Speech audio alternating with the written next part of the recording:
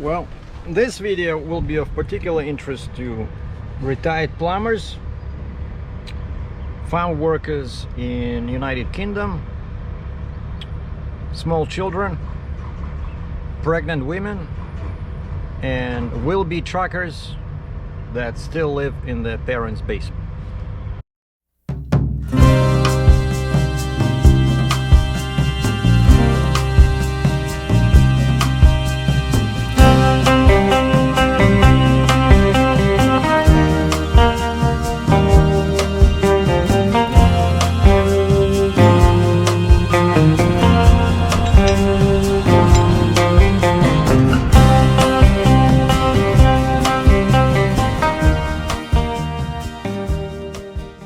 So please take notes, we're gonna do a test after.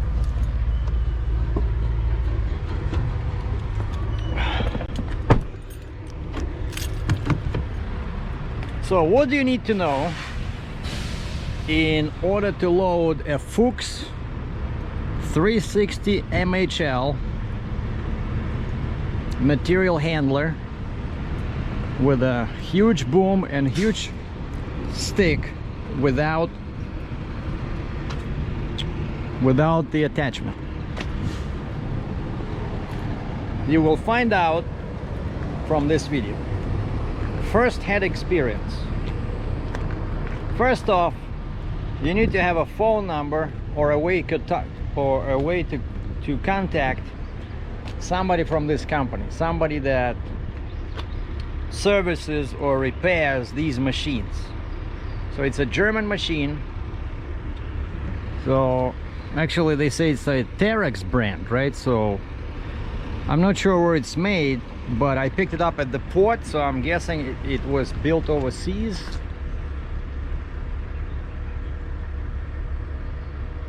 Yeah, there's a sticker here. It says mobile hydraulic loading machine MHL 360F. Dimensions 14.6 long, 3.27 meters wide, 3.67 meters tall. Weight 47,500 kgs. That's what they claim. Or made by Terex Deutschland in Germany. So the main thing is the master switch. The master switch, that's the front, that's the rear. So the master switch is on the left side, on the driver's side, above this tire, this one. So now it's off, so you have to turn it like this to be on. There's nothing, there's no lights, so we have no idea which way, but basically see when in the position where you can lock it with a padlock, that's off. Because yeah, you put a padlock or whatever, right? So to prevent people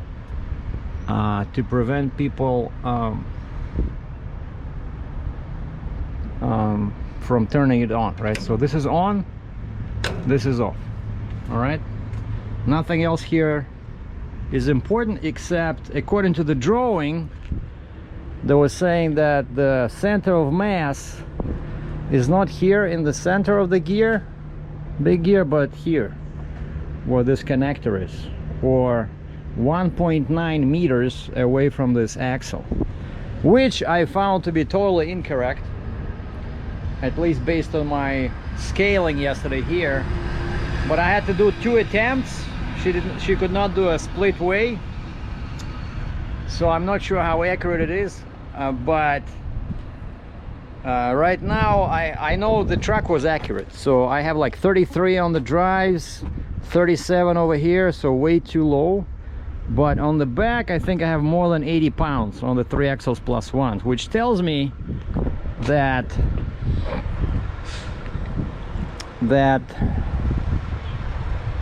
wait a second, did they say from the front or from the rear center of gravity? No, I think they said yeah, then it's correct. You know, I was afraid that I'm gonna be overloading the truck, because usually that's where I try to put the center of gravity where my signal light is, and this is, you see, this is closer to the truck, and still too much weight goes on here because of this massive boom, right? So basically 26 deck is not good. You need to have something like 27 or 28 because you need this closer to the truck. But you see, I only have pretty much 1 foot in here, so I cannot move it because, like I mentioned in the previous video, you have very limited options where to how to rest this stick, because according to the Fuchs service guide, the only place you can put it down on is that plate.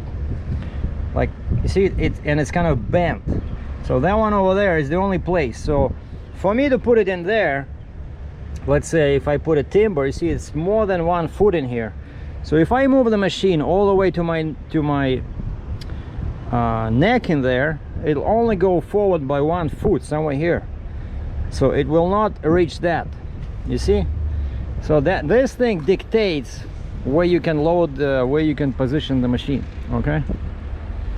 And those dimensions are not correct because I think originally there should be like a, I think there should be some kind of an attachment in here. I'm not sure, like on Zenebogen, I know there was a platform here to make it easier to climb inside the cabin. So I'm 9 feet 6 inches wide, you know, just slightly over, and the height is 13 over there, and the tallest point, as I mentioned, is the cab actually. So you got to be careful with that plastic top of the cab, but that's 1310 on my trailer. So now let's try to climb in and I'll show you the controls.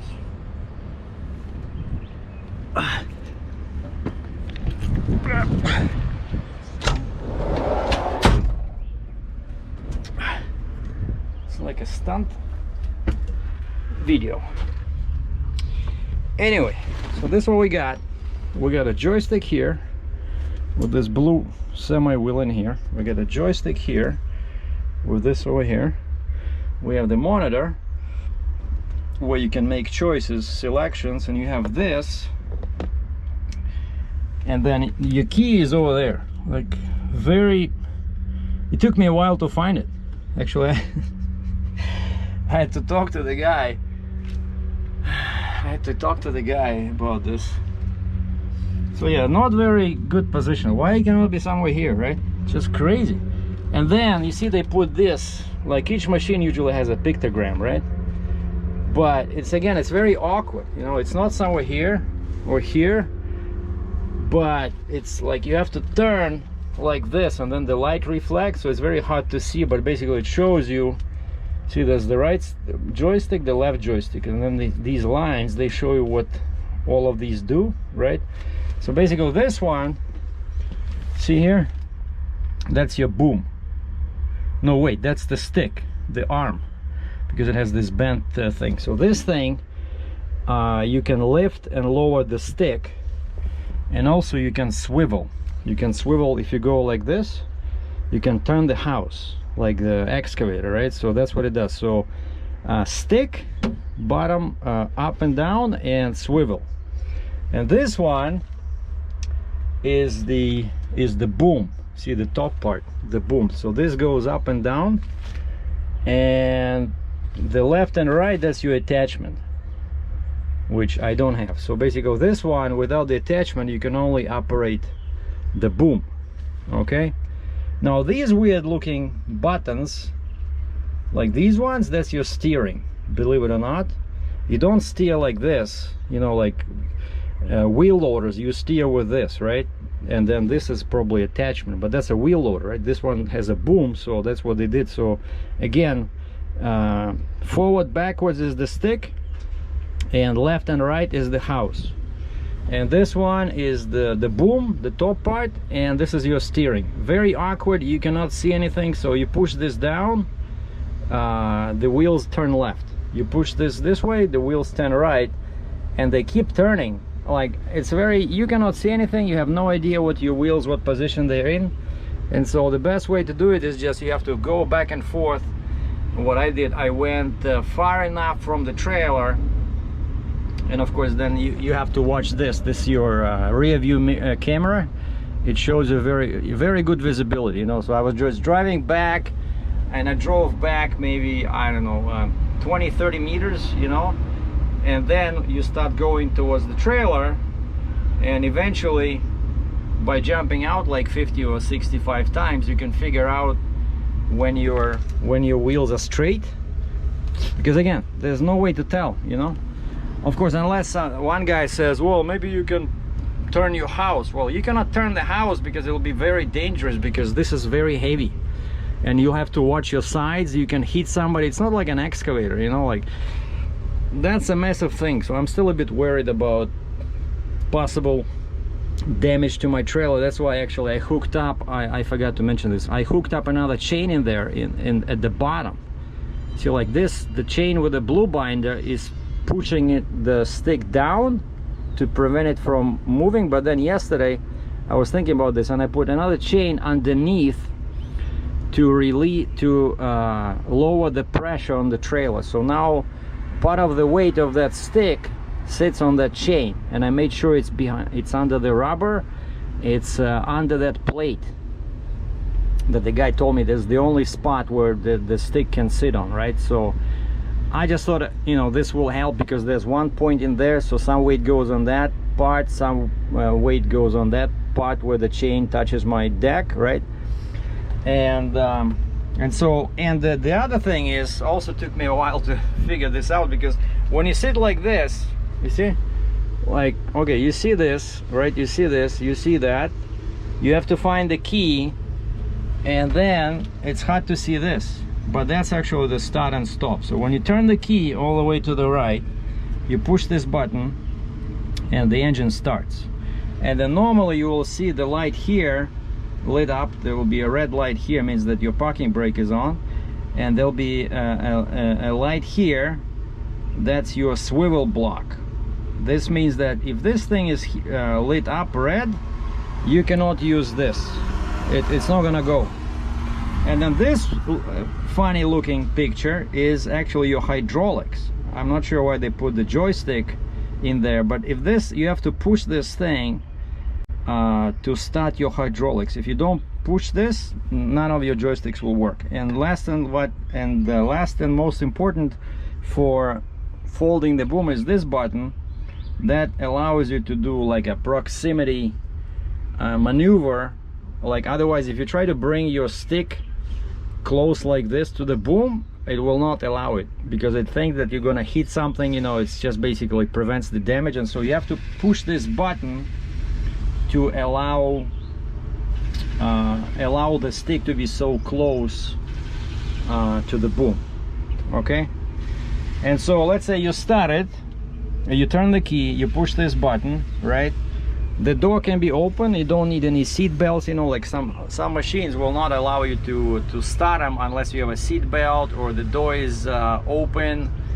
This one doesn't have sensors like that. So again, so you turn the key, you push the button, and then on the screen here there'll be an arrow up or down. If the arrow is up, that means that the machine will go this way. If you push the brake, that's your brake. So this is just the footrest, right? So this is your brake, this is your go pedal or throttle.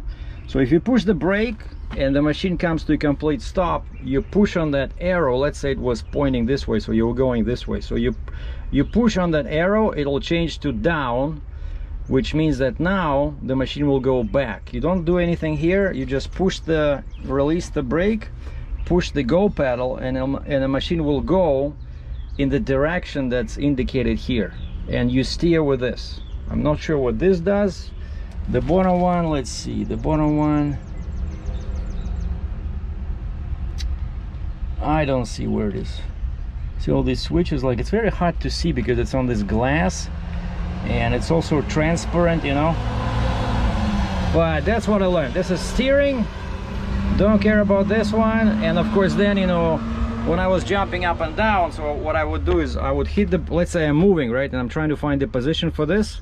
So I would, this to raise the boom, right, and this to make sure that the stick is as close as possible to the boom, right. And then a couple of times I had to move the house, so I would click this to allow me to move the house, and I could just turn slightly left or right to make sure that the stick is equal distance from the left and right part of the frame of the trailer. right? And then you just put the brake, click the arrow here. Let's say I need to go backwards a bit, right? So I push the brake, click the arrow here a little bit, and then, you know, let's say if I was straight, I don't touch these, but I just push the go pedal, and then I need to jump out. I hit the brakes, and then I push this, make sure the parking brake is lit red. That means that the machine will not go anywhere. And just to be on the safe side, I would also click this to turn off the hydraulics, so I don't get killed by the boom or stick. Right, then you can jump out, check your position, climb back on. Let's say you're ready, so you push the pedal again, release the brakes, start your hydraulics. Let's say you need to move something here, right? So let's say you have to move backwards, so you have to lift this everything, the boom with the stick, right? And then you make sure that you have the arrow pointing that way. You click that one, push the go button, the pedal, and you go forward. And that's what it is, right? So now you are familiar with the controls.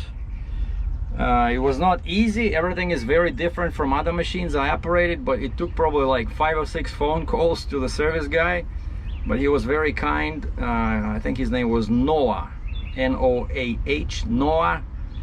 I'm not even sure what state he's in, but I'm guessing he's in South Carolina somewhere. But he was very super helpful, was very patient with me. I was, you know, imagine somebody who knows these machines and I'm asking him, how do you start it? How do you turn? But you know, looking at these, right, it's like, it's not immediately clear. I would assume, because you have joysticks, I would assume it's like a wheel loader, so or a dozer, right? Like a modern dozer, you use the right joystick to turn the machine, right? And then you use this for attachments, like your blade, right? That's typical. And a wheel loader is the same. You use this to move, and you use this to operate your you know, the bucket, the blade. But because this has a stick and the boom, they had to assign those options somewhere, right? Functions somewhere, and so they gave you this. So that's how it works, right? So go pedal, direction is chosen here, and and the last thing, almost forgot. You see like this funny looking wheel? That's your RPM, believe it or not. So you push it here, plus increases your RPM, minus, I couldn't believe it. Like, why did they make it so small? You know, I didn't even ask. I said, I don't care about this. I said, don't explain to me what this does, because I don't have the attachment. I'm only concerned, you know, with loading the machine and without falling over, because this sucker is so heavy, I'm telling you. And what else? But that's it, I'm guessing. And of course, that's your windshield, you know, that's your lights if you're loading at night or something, if you're crazy enough to load this at night. But that's it, boys and girls. So this is just your footrest. This does nothing. And this thing was up here, so I just took it off and I lowered it because I couldn't see. And one point, another important point, when you're loading, I had to jump like 50 times out of the machine to find the point of reference. So I use this. You see this big foot, like a rest piece for the outriggers. So I use that as my reference point. So I knew that I had to have this right on the edge of the trail. You know, like when I'm driving and I'm sitting like this, I'm looking at this gray thing and trying to align it with and of course the thing goes like this, and then you have to, you know, make sure you don't want to fall off, right? Like, Jesus, it was quite an adventure loading this thing, but that's what I used as a reference point. Okay, so this is it. I probably should take the key out. I was thinking about this, you know, because I know that these things are very expensive. All these monitors, if somebody climbs in and try to steal these monitors, I'll be in big trouble. So the key looks like this, you know, not sure what all these do. So there you have it, boys and girls. So now you know how to load a Fuchs 360 material handling.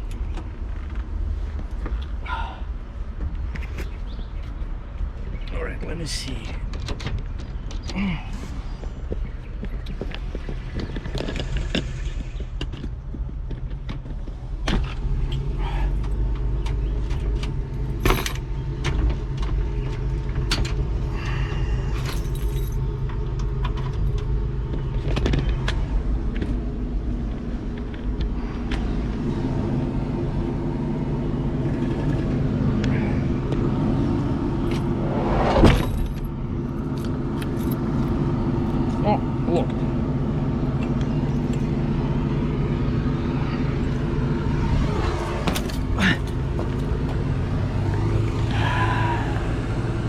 And this thing has lots of spots for tie downs.